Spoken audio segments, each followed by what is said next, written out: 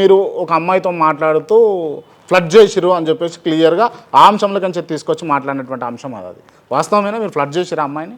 అమ్మాయి ఏది? అమ్మాయిని ఫ్లడ్ చేసిరా? అమ్మాయి ఏది? అమ్మాయిని ఫ్లడ్ చేసిరా? ఎవరమ్మాయి? ఎవరమ్మాయి? మీరు మాట్లాడినటువంటి అమ్మాయి. అది నాకే తెలియదు. ఎవరు అమ్మాయి? మాట్లాడలేదా మీరు? ఎవరు అమ్మాయి? మీరు మాట్లాడారు కదా. కాదు, అసలు అమ్మాయి ఎక్కడుంది?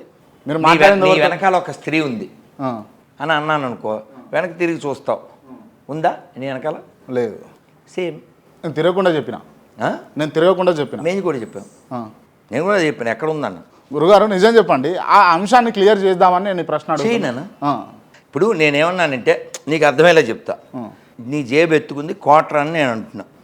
నువ్వు ఇప్పుడు మధ్యలో ఆ మెట్లు ఎక్కి క్వార్టర్ అని తెచ్చుకున్నావు అని అన్నా. ఇప్పుడు నిరూపించుకోవాలంటే ఏం చేయాలి? నువ్వు నేను తీసి చూపించాలి. అంతే, సేమ్. అలా నువ్వు కూడా చూపించు. నేను చూపిస్తే ఇప్పుడు అది కోటర్ కాదని తెలిసిపోతే అంతే, సేమ్. రైట్. మరి మీరు ఫోన్ మాట్లాడింది, ఫోన్లో మాట్లాడినటువంటి వ్యవహారం కొన్ని మీడియా ఛానళ్ళలో పెట్టిర్రు. మరి అదేంటిది? కాదు, అక్కడ అమ్మాయి ఎక్కడ ఉంది? అమ్మాయి కాదా ఆమె మాట్లాడినామా? ఎవరు అబ్బాయా?